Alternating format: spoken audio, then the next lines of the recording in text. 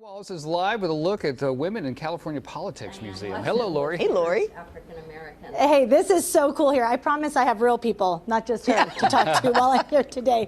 This is really amazing. I want you guys to take a look around. We're the first ones to come in. You know we like that VIP treatment here on Good Day.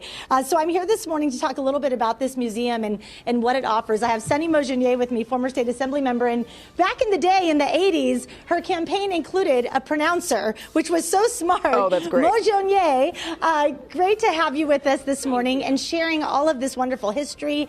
This is a labor of love for you. It is definitely a labor of love. I started in 2013 to collect the history on the women because nobody was doing it, and haven't stopped yet. Okay, so let's start with this timeline on the wall. All right, the timeline starts with the first 4 women that were elected in 1918, and it goes all the way through to the last woman elected just a few months ago, which is number 172, Dr. Akilah Weber.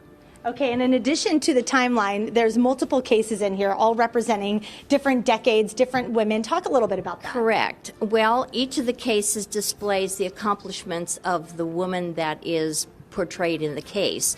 And then the mannequins, of course, have clothing that either came from that woman or came from the period of time. We have clothing in here that's over 100 years old and some very threadbare. So. And then, of course, we have a pantsuit from Senator Becky Morgan that in 1986 she was escorted off of the Senate floor for wearing pants because it wasn't part of the dress code. Oh my goodness. Yeah, it's been really fun to look at the outfits there. That red suit, I'm like, yep, that's 90s. We wore that on TV in the 90s, so I recognize that too. And this has been a really special thing for you too, to put this all together and have this recognition for all of these women. Absolutely. Well, when I started interviewing them, the whole idea was to be sure that their stories were told.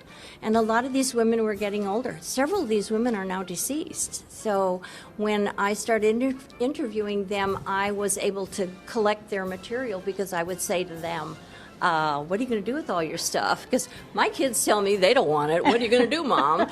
And so I would ask them to please give it to me before they made any decisions about throwing anything out. And that's exactly what happened. And here's your case here. I don't want to give everything away, but one little nugget that people will see when they come over and look at your case here. Well, I tried to focus on my legislation, and I carried the legislation for the call box, emergency call box. I carried legislation for Medical Waste Management Cleanup Act. I carried legislation for the reflectorized license plates, and then of course a suit that I wore. Sunny's so stylish. Look at this nice suit here. Okay, now you brought me a pen. I'm going to go ahead and sign my name, because what's cool when you come in, it's not a guest book, it's a wall. So you get to sign your name, be a part of history here. So I'm going to just add myself to the wall. There you go. All right. Sunny, when can people come in and check all this out? We're hoping to have docent hours set up Tuesday, Wednesday, and Thursday from 11 to 4, but that won't start for another 2 weeks or so. Okay. Thanks so much for having us. What a cool spot, guys. I will send it back to you. A lot of history in this little room here. Yeah. Back over to you. And now that you've signed the wall, that means you'll be running for public office. I expect you to be the mayor of Elk Grove at some point in the future. Isn't she kind of already the mayor? I would appreciate your vote. I love it.